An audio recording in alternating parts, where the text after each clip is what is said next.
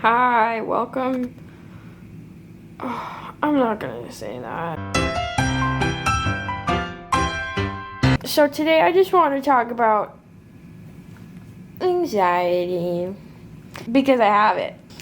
But it turns out every time I start filming, I get anxiety.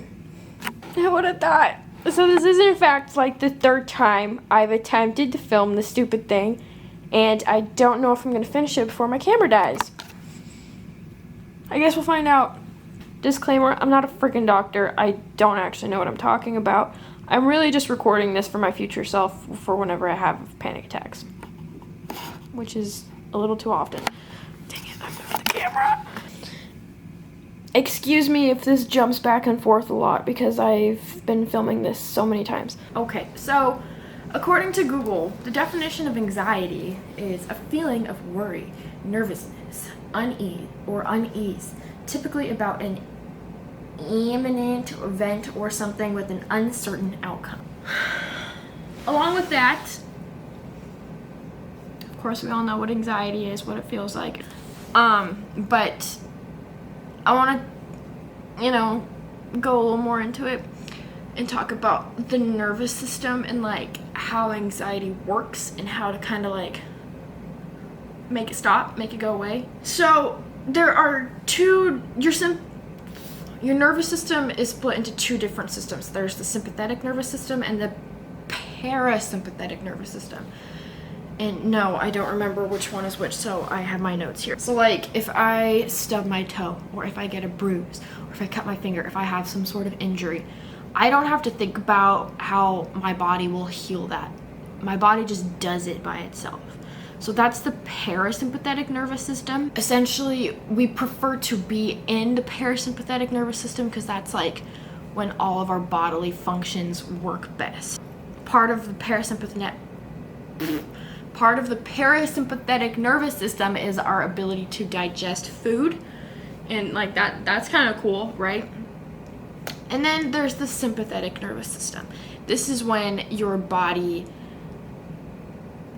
understands that you are in danger, hence certain hormones are released such as adrenaline and cortisol. When we are using the sympathetic nervous system, we are in the fight or flight response. Our bodies are essentially preparing us to fight for our lives or run for our lives. Very often, we are in this fight or flight response when there is actually no real danger. And hence, like, people tend to live in this fight or flight response and hence live with anxiety. So, like, how the heck do you combat that? I don't know. Breathing helps, specifically breathing through your nose. Breathing through your nose apparently is like much cleaner breathing and like helps you breathe through like the down here area.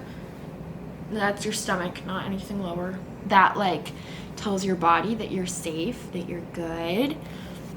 So basically, when you're anxious and you're using this sympathetic nervous system like nuts, things like your digestive system stops working very well. I mean, it works, but like not as well. Your pupils dilate, your muscles tense, your heart rate increases, your blood vessels contract, your immune system is suppressed, your hair doesn't grow as well, and so that's not good.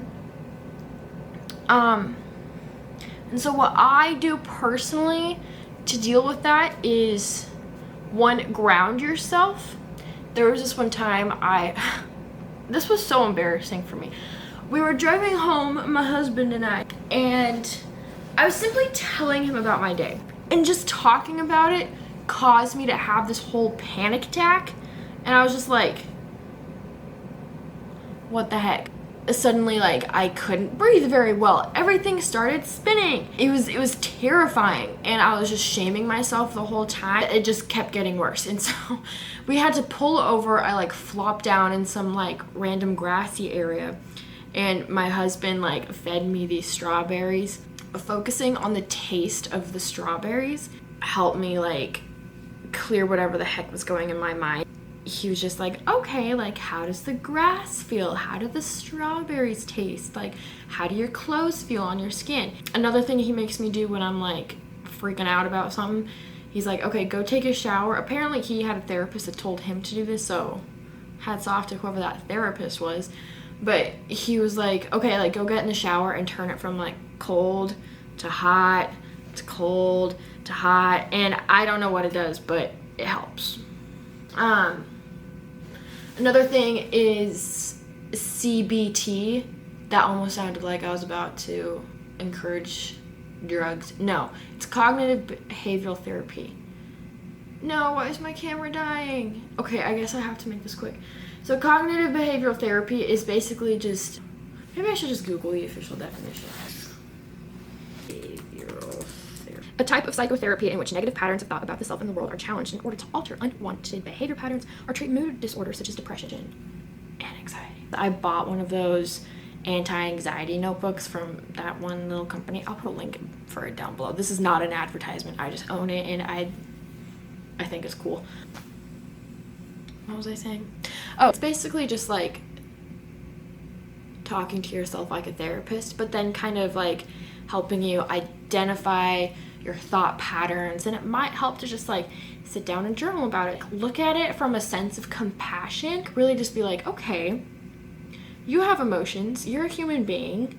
Something has obviously triggered you, and now it's your responsibility to identify it and do something about it. So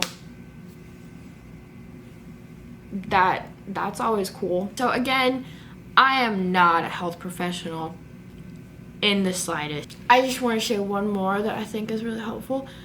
Exercise. Walks. Specifically, walks. When you go on a walk, it's whatever endorphins are released, it really, like, it helps clear your mind. Like, if you're sitting at your desk for too long and you're just stuck in your mind, then if you get up and move, then like, I really don't know how, but that always helps me. Like, it's always after I take a little walk around the block that like I start thinking a little straighter. Just be kind to yourself. That's the last thing. But just like, give yourself a hug. Understand that you don't have to fix your anxiety right now. You can change your thought patterns like scenario by scenario, but don't shame yourself if you all of a sudden just feel like, why can't I just put my anxiety to a halt? Anyway, well, that's about all I have to say about that. Every time I get on here, I don't really know what to talk about, and so I made a list of things to talk about. This says, I really sucked at my job working for the Senate. My boss was so patient. In January, I worked for the Washington State Senate. It was a party. It was not a party. This job was mainly administrative, and I have the type of ADHD that's inattentive or something. I forgot what my doctor told me. But it basically makes you like, it's like you can't remember crap to save your life. Like, I can't brush my teeth without doing 5 different things at once because I get bored. So I will literally, like, have brushed my hair, put on deodorant, and done half my makeup in, like, the time that I'm brushing my teeth just because, like, girl can't stay focused on one thing to save her life. I also can't listen. Like, if you ever try to explain to me any sort of rules to a game, don't expect me to get crap out of that, my friend. Like, I can't do it. I just can't. What else? I don't really know. You don't care. Anyway, so I worked at this fancy job. Before that, I had worked at Walmart, and that sucked. But I landed this job at the Washington State Senate. Did I care about politics? Do I care about politics? No. Not at all. And it was strictly nonpartisan, which is good because I don't know. I'm not political. What am I saying? Oh, like, there were just, like, lots of, like, little tasks that were very important to be done correctly. And, like, I was fully capable of it. Like, I'm not dumb. It's just sometimes I have to do things, like, a million times in order for my brain to, like, really register, like, hey, this is semi-important. Imagine your brain is Velcro. Mine is like really worn out Velcro. It doesn't hold on to much. What was an example? Oh, okay, so I would have to sit in on committee meetings. So like imagine bills are being passed and you have to present them to senators.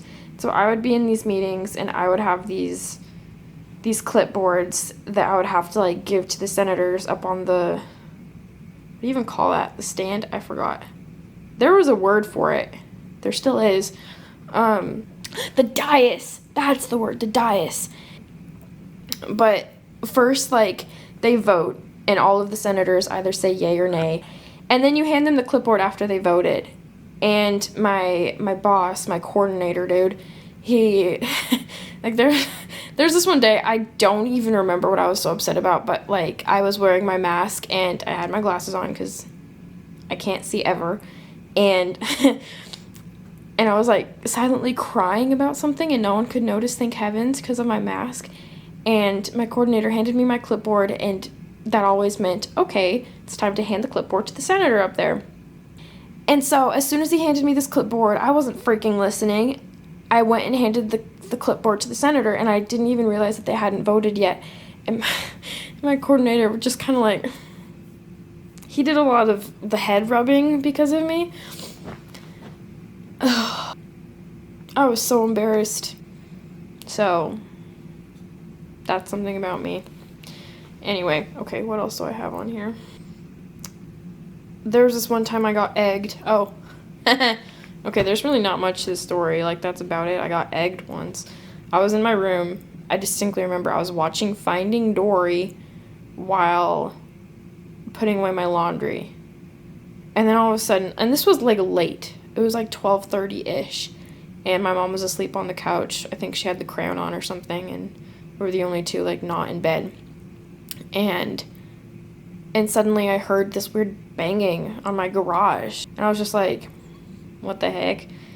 And so I went downstairs and I was like, Mom, did you hear that? And she was like, what? Because she was asleep.